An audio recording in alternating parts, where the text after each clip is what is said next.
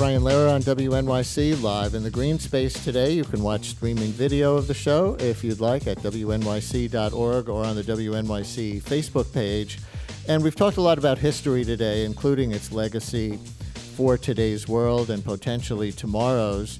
Many people in the audience may or may not know that today is Juneteenth, the day we commemorate the abolition of slavery. On June 19th, 1865, 2 years after the Emancipation Proclamation, 250,000 black Texans were among the final enslaved African Americans to learn of their freedom. The news was delivered by Union Army General and New Yorker Gordon Granger. So Juneteenth, June 19th, is one of the most monumental events in American history. But while 43 states recognize Juneteenth, it's only an official holiday in the state of Texas. In most places, it's celebrated informally, if at all, and many people are unaware of what Juneteenth celebrates or even that it's a thing.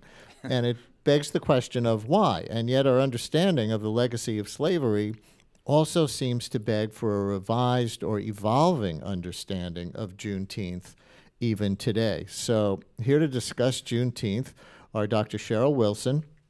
She is a former director of the African Burial Ground Project in Lower Manhattan, and also historian Kenneth C. Davis, who is the author of Don't Know Much About History and the whole series of Don't Know Much About books. Dr. Wilson, Ken Davis, welcome to the Green Space. Thank you. And Ken, you have written, and I know you're both presenting later at the African Burial Ground, you've written that Juneteenth remains largely unacknowledged on America's calendar and that it's a hidden history. Can you elaborate a little bit and discuss why you think so much of this history has been lost? Well, 50 years ago, Brian, the Kerner Commission said we were moving towards a nation, two nations, one black, one white, separate, unequal. We've had two histories for a very long time, one black, one white, separate and unequal, and Juneteenth is a perfect example of that. It is a day that holds tremendous meaning in the African American community, especially of an earlier generation, and particularly in the South, because this was a tradition that was lost. Just to recap, General Granger entered Galveston, Texas in 1865, June 1865. He brought with him 1,800 Union troops. The war had ended, obviously, a few months earlier in April of 1865. Among those 1,800 troops were U.S. colored troops, and the sight of black men in blue uniforms carrying guns was shocking to both the white and black Texans of that time. And Granger makes this announcement from a balcony in Galveston on June 19th, and it's met with shock, extraordinary jubilation, and almost immediately it becomes a day of celebration the following year, Juneteenth, this portmanteau of June and 19th. So it is a holiday that resonated throughout the African American community. Isabel Wilkerson writes about how it traveled north during the Great Migration, and then during the Civil Rights era was more or less forgotten. But it is a day that is a fulfillment. It's the other Independence Day that really brings to a conclusion what 4th of July means to most Americans. And Dr. Wilson, you've noted that Juneteenth is now increasingly celebrated in different spots around the world, meaning including outside the United States? Absolutely, and I think that is because as African Americans, we've taken Juneteenth to other places. Places where there are U.S. military bases in particular, there are celebrations of Juneteenth. In South Korea, that is the case. There have been celebrations in Japan as well as in Paris. Honduras, a number of places. We often think about how when we go someplace we're affected by being in that place. But as African Americans, as others, when we go someplace, other people are affected by us. Now, those are organizations that have organized Juneteenth celebrations, but there are also individuals, teachers in places like Shanghai and in Germany that have noted, at least on Juneteenth.com, that they have taken an interest in teaching their classes. So ultimately, we don't know what the outcome of that will be, but it is spreading and becoming more commonly known outside of the United States than it has been. Now, reckoning with the past that some people would prefer to forget is also the subject of a powerful episode that many of you may have heard from WNYC's On the Media.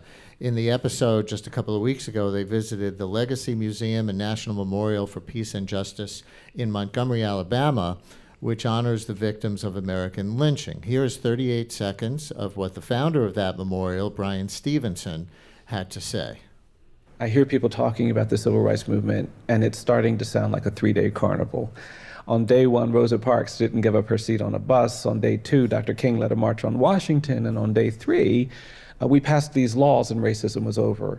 And I knew we were in trouble when I saw state tourism agencies taking out ads in civil rights memorial books saying things like, in 1963, Dr. Martin Luther King partnered with the people of Alabama to create a better future.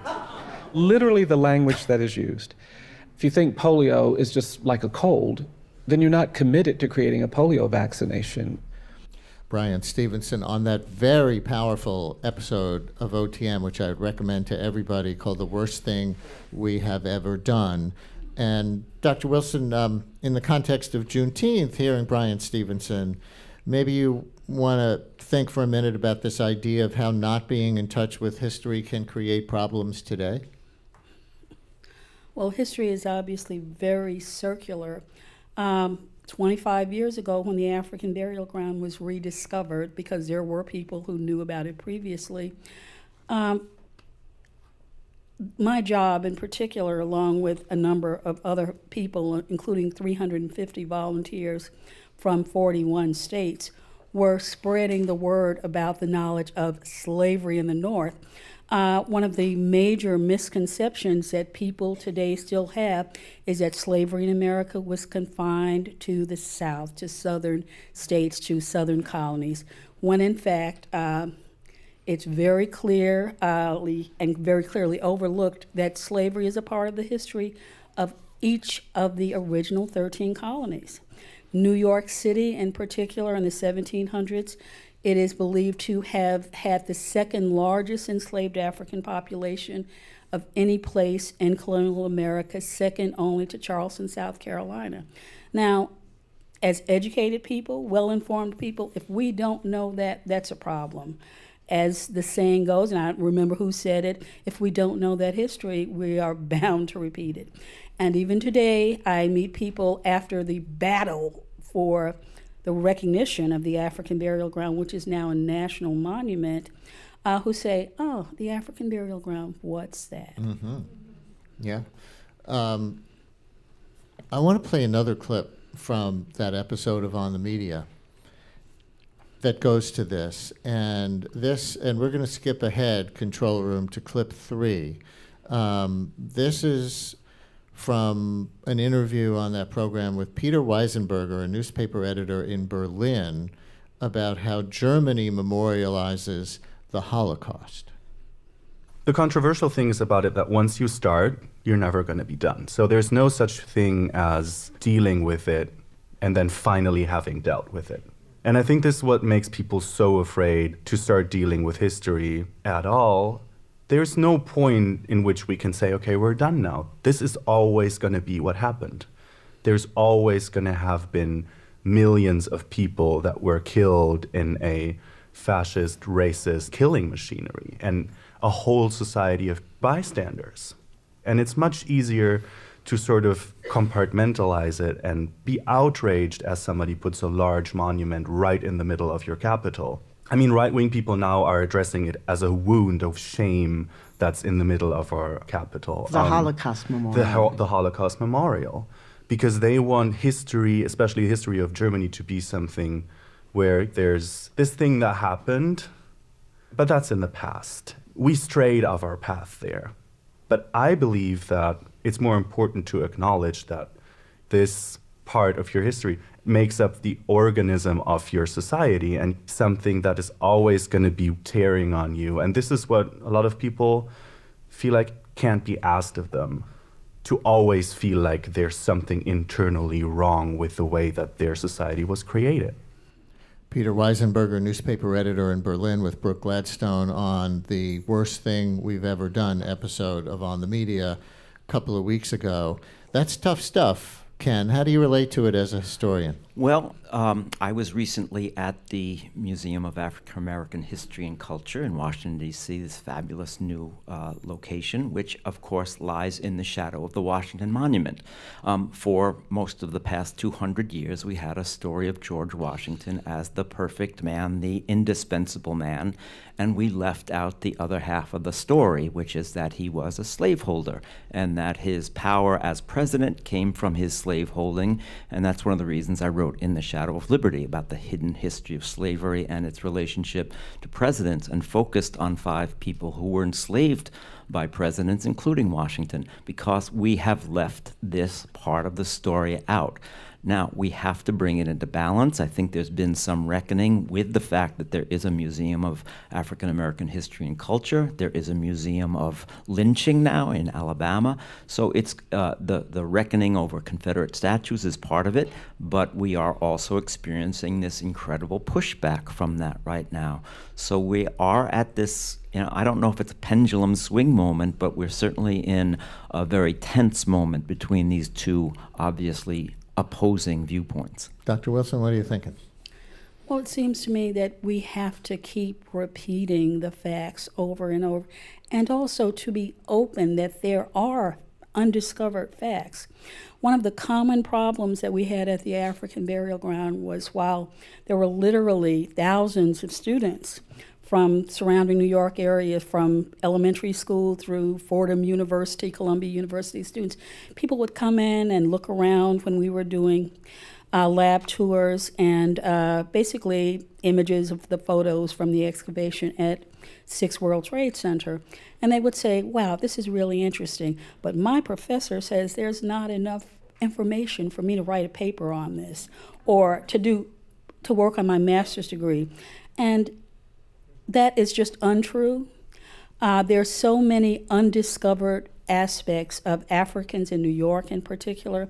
And I like to say, especially to an audience like this, if all of you were to stop doing whatever you're doing right now and focused on nothing but the African presence in our lifetimes, I don't believe we'd have time to actually cover everything that there is out there. Yeah, and thinking about that Peter Weisenberger clip in the context of Juneteenth, is there a risk that talking about the end of slavery in too simplistic a way to honor this holiday suggests that there was an end to the problem? And so maybe we need to talk about Juneteenth in an evolving way that maybe people haven't even talked. Not that I know how everybody celebrated Juneteenth, but Dr. Wilson, I wonder if you think that it needs to be this sort of unfolding conversation. Well, I definitely think that it is an open-ended conversation. As an African American, and I heard this for 12 and a half years and continue here today, one of the major issues that people will say, particularly the older the person is, the burial ground is so important to me because until it was rediscovered, people would say Africans came here from the South when the crops were failing and the Klan was on the rise. No one thought of Africans as the founders, among the founding fathers of New Amsterdam and New York. And that is our true place in history, which again has been neglected. So I think, again, we can have Juneteenth celebrations from now on because there's so many ways to have them in terms of lectures, radio shows, television shows, things other than simply having another barbecue on June 19th, which many people associate, and there's certainly nothing wrong with that. But our history is no less important and valuable than the history of other Americans. Now, later today, folks, if you happen to be in the area, at the African Burial Ground National Monument, which is 290 Broadway in Lower Manhattan, both Sherrill Wilson and Kenneth C. Davis will be delivering lectures to commemorate Juneteenth. Ken Davis will be speaking at 1 o'clock. Sherrill Wilson will be speaking at 6:30 p.m. Can you give like a 15-second preview? Well, Or anything you want to say? I think the preview in part is provided by Monticello this past week. They just opened up Sally Hemings's room adjacent to Thomas Jefferson's bedroom. I don't know of a more perfect way to put a bow on it than that. Juneteenth is not just a feel-good moment to have red soda and barbecue, but to recognize that the hard history of slavery means that this institution, these millions of people, were part of American history. They were part of the wealth and the power of America from its beginnings, and that's what we're still contending with today because, as Faulkner said, the past is never really past. And Dr. Wilson, for the sake of potential future visitors, what can they find at the African Burial Ground National Monument? Well, there is art that commemorates the New York African presence, as well as a visitor center where you may see artifacts, replicas of artifacts from the burial ground itself, and get tours from the rangers and guides there on the history of the African presence in New York in the context of the African burial ground.